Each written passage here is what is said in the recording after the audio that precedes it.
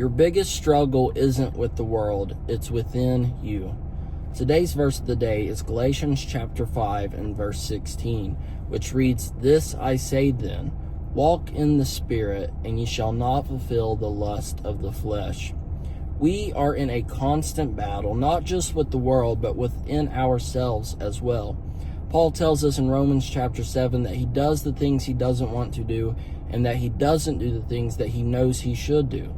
Paul in Romans 7 is talking about the fight against what we know to be right and our sinful desires. Paul knew what was right and wrong, and yet he still struggled to do what was right. From the time we were children, we knew what is right and what is wrong. So if we know what is right and we know what's wrong, why do we still give in to doing things that are wrong?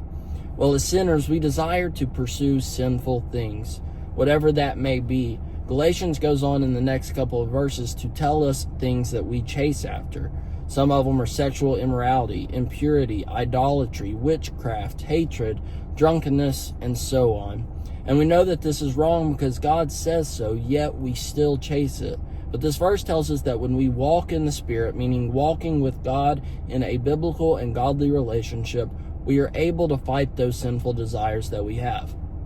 It doesn't mean that we will always win, but it's easier to fight when you're in the Spirit of God than out of it.